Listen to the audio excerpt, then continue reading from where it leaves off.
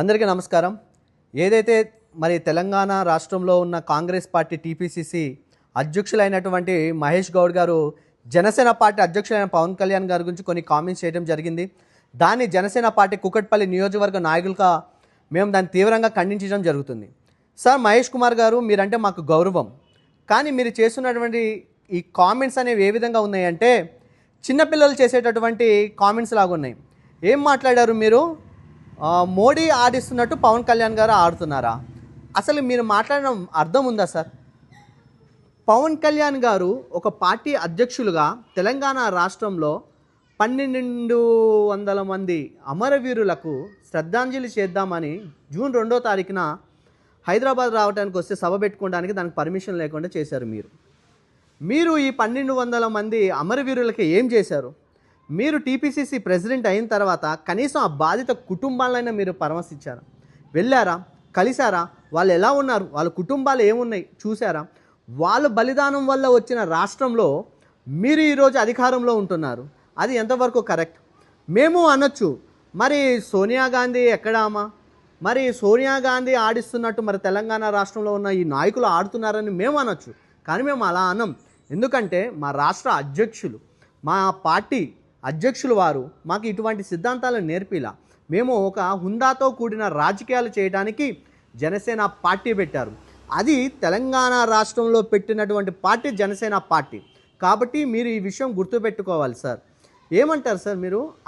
ఆంధ్ర తెలంగాణ ఎందుకు సార్ ఇంకా ఆంధ్ర తెలంగాణ అని? అసలు పవన్ కళ్యాణ్ గారు ఏం తప్పు చేశారని ఆయన మీరు ఈ విధంగా వ్యతిరేకిస్తున్నారు? ఇంత విషయం చిమ్మటం అవసరమా? ఏం చేశాడు ఆయన? తెలంగాణ రాష్ట్రంలో ఆదిలాబాద్ జిల్లాలో తాండా ప్రాంతంలో వాటర్ లేకపోతే అక్కడ బోరేపించిన వ్యక్తి పవన్ కళ్యాణ్ గారు. వరదలు వచ్చి హైదరాబాద్ ప్రాంతం ఉంటే దానికి 2 కోట్ల రూపాయలు తన సొంత డబ్బుని ఇచ్చినటువంటి వ్యక్తి పవన్ కళ్యాణ్ గారు.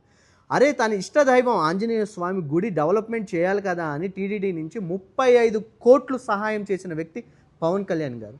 ఆయన వల్ల ఏమైంది? తెలంగాణ రాష్ట్రానికి, తెలంగాణ ప్రజలకి ఏం అన్యాయం జరిగింది సార్? మీరు అంటారు మరొక మాట, తెలంగాణ అప్పుడు పవన్ కళ్యాణ్ ఎక్కడున్నారని. అసలు నేను అడుగుతున్నా, మహేష్ గౌడ్ గారు, తెలంగాణ ఉద్యమం అప్పుడు మీరు ఎక్కడున్నారు?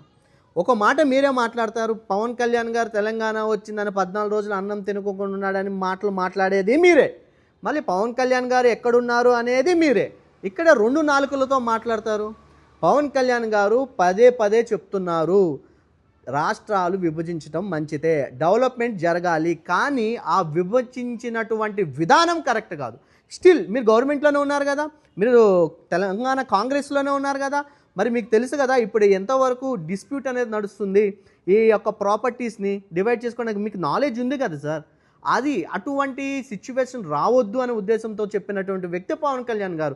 ఆయన ఎప్పుడు తెలంగాణ రాష్ట్రముని గురించి కానీ తెలంగాణ ప్రజల గురించి కూడా ఎప్పుడు ఏ విధంగా కూడా మాట్లాడలేరు. ఇంకా ఆపేయండి సార్, ఇంకెన్ని రోజులు సార్ ఈ ఆంధ్ర తెలంగాణ అని? ఇన్ని సంవత్సరాలు నీళ్ళు నియామకాల మీద తెచ్చుకున్న రాష్ట్రం సార్ మన తెలంగాణ రాష్ట్రం. మన బోనాల పండుగ వస్తే అక్కడి నుంచి ఇక్కడికి వస్తారు, మనము అక్కడికి కోడి పందాలని సంక్రాంతి పండుగ పోతానే ఉంటాం కదా సార్. అక్కడ వాళ్ళు ఇక్కడ పెళ్ళిళ్ళు చేసుకున్నారు, ఇక్కడ వాళ్ళు అక్కడ ఉన్నారు, అందరూ మన కుటుంబం సార్. మనం తెలుగు మాట్లాడే వాళ్ళం సార్. ఎవరైనా ఆంధ్ర తెలంగాణ గురించి మాట్లాడే ప్రతి ఒక్కరు కూడా చెప్తున్నాం, మనం తెలుగు మాట్లాడే వాళ్ళం. మనకి ఉన్నది కేవలం 2 రాష్ట్రాలు సార్. ఒక కుటుంబంలాగా ఉన్నాము. కేవలం మీ యొక్క స్వార్థ రాజకీయం గురించి ఆంధ్ర తెలంగాణ అంటూ ఎంతవరకు కరెక్ట్? సరే సార్, మీరు ఇంత మాట్లాడుతున్నారు కదా, మీకు అంత ప్రేమ ఉంది కదా, జనసేన పార్టీ నుంచి తెలంగాణ ఉన్న కాంగ్రెస్ ప్రభుత్వాన్ని, మరి ముఖ్యంగా మహేష్ గౌడ్ గారిని అడుగుతున్నాం సార్. ఏదైతే రేపు జరగబోయే కార్పొరేషన్ ఎలక్షన్స్లో 1200 మంది కుటుంబంలో చనిపోయినటువంటి అమరవీర కుటుంబానికి సంబంధించిన వాళ్ళకి తీసుకొచ్చి మీరు కార్పొరేట్లుగా సీట్లు ఇచ్చి మీరు గెలిపిస్తారా? మేము జనసేన పార్టీ నుంచి బరాబర్ అడుగుతున్నాం. మీరు ఆ విధంగా చేసే సత్తా ఉందా మీ దగ్గర? చూపించండి మీకు ఎంత ఉందో. మా సవాల్ని మీరు స్వీకరించాలి. మహేష్ కుమార్ గారు మీరు మాట్లాడాలి.